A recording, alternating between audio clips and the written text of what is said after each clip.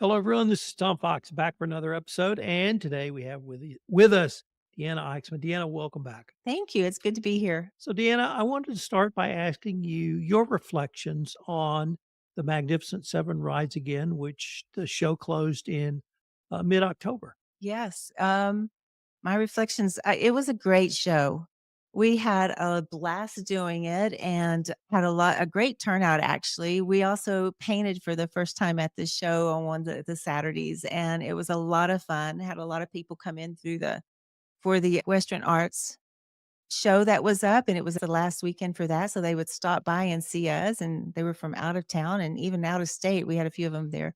But the kids were coming through and watching us paint, and it was just a fun time. Did you sell anything? I did, I sold. I did well. Good. That's always important to It know. is. What did you think of the crowd this year? Maybe comparing it to the year before. You mentioned you thought it was larger.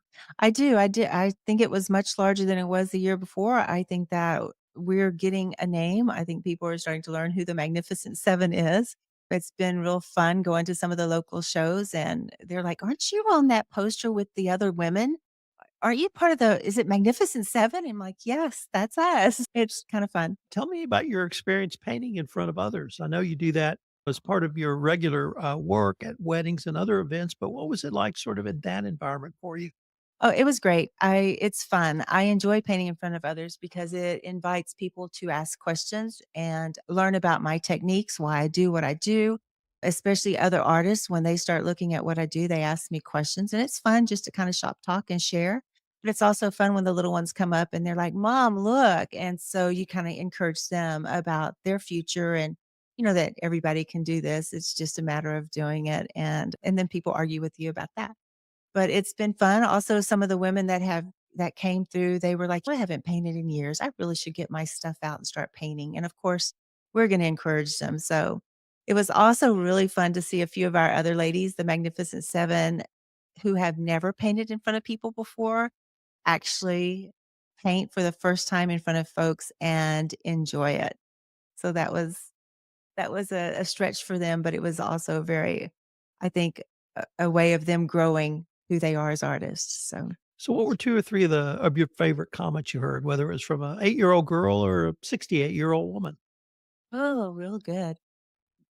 They some of the things is that they really like how I've been able to capture life in the eyes of my paintings. I do animals, a lot of animals, and so it was really fun to hear what they saw in the eyes of my animals. They were like, it's almost like they're looking at me. I can feel the warmth in their just different comments that they would say. That was a lot of fun.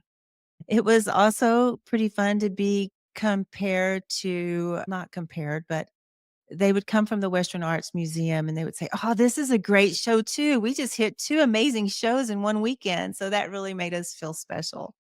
That is that yes, Yeah, that would given that the show that they were having was was amazing. frankly one of my favorites that they've had. Wong Ho and Scott Christensen. Christensen. Yes, Thank you. that was Andrew Gay, ladies and gentlemen. Andrew Gay. The some of the women Mhm.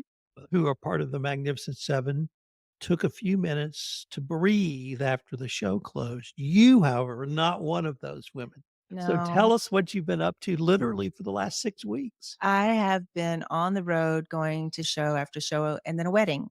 Yeah, so I showed at the Ingram, Texas Arts and Craft Fair. I've also done a show in Round Top, and then I did one in Dallas, downtown Dallas, and then just got back from doing a wedding in Schulenburg. Didn't you go to So, Colorado? I did not go to Colorado. Okay. Yeah. The show at Round Top, what was the crowd like there? Because it's obviously closer to Houston and maybe kind of equidistant between Houston, San Antonio, and Austin, and I just wanted to get a sense of the crowd and the people because Round Top really has its own vibe. It does has its own vibe, and it was my first time ever there. The show was magnificent. The quality of artists at this show, there were 70 artists at this show, and the quality was just incredible. A lot of the Texas master artists who you often see at the YO Hotel here in town, a lot of them were there, and then some other magnificent artists. It was incredible. The guests that came through were great. They were from the Houston area, Austin, and San Antonio, and they were people looking for art, and so that was very pleasurable. I don't think the crowd was as big as expected, but he is also making some moves to do some things to let people know that we're there. So I'm excited. I'll do it again. I'm excited about it. Tell us about the other shows. What were they like for you? Okay. The one here in Ingram, I always love being here on our home turf. It's just really fun being there so that all the locals can find us. I enjoy that show a lot. I do well at that show when I do it. The Dallas show was a little slim. I think there was several games going on at the same time that we had the show. It was downtown. I did well, sold tons of prints, which is always a good thing, but also I think the crowd could have been better. Parking was horrible. So I don't know that I'll do another downtown show anywhere.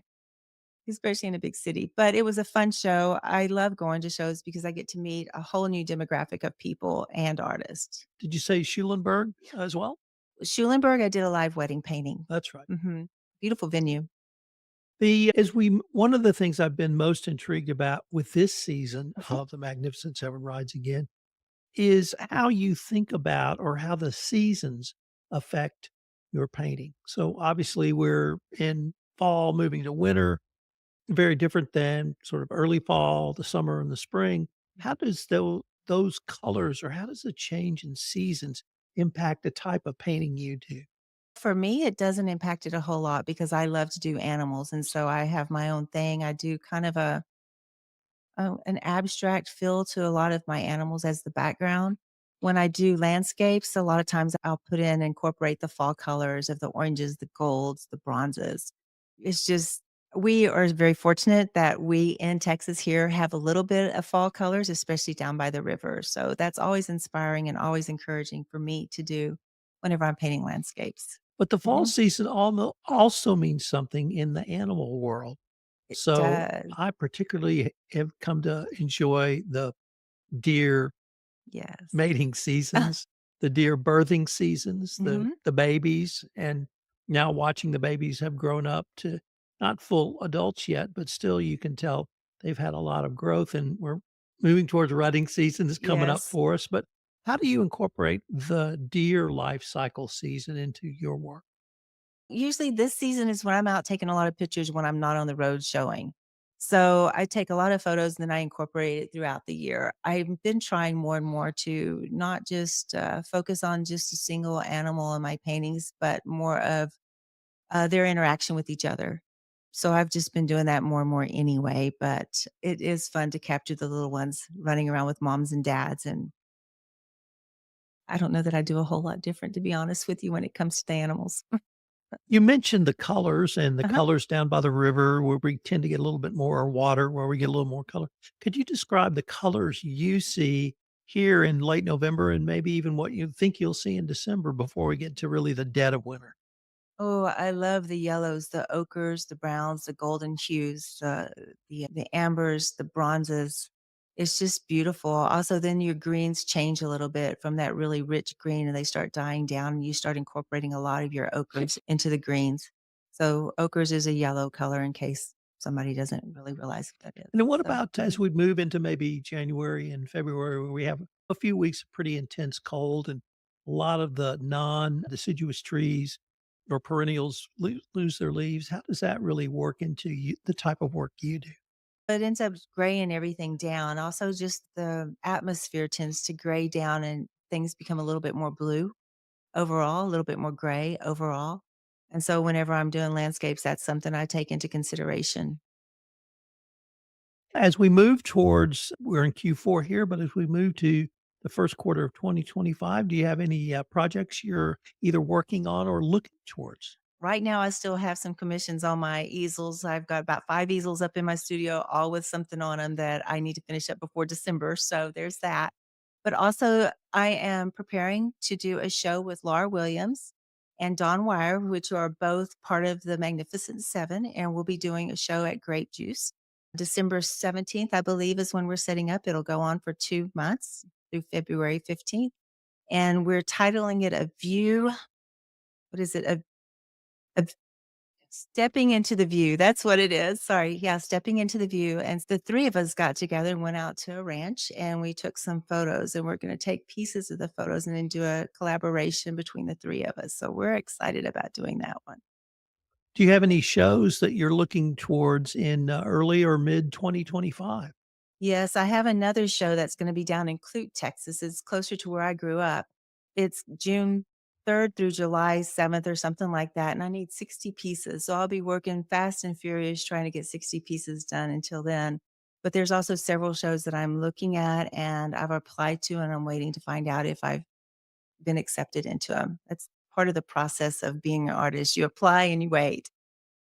And of course, in hopefully September of 2025, the Yes, Magnificent the Seven will Magnificent arrive yet 7. again. Yet again. Have you started thinking about what you might do? Will it be different? Will it be the same? Where are you in that part of your process? Okay, just finishing up all these shows in November. I haven't even started that far in advance, but I am sure that what I do for the June show will also have effect on what I do for the Magnificent Seven. So that's just a lot of pieces that I need to get together for that show. So I will definitely be thinking ahead and trying to work it all together. Got a busy 2025. I do. I do.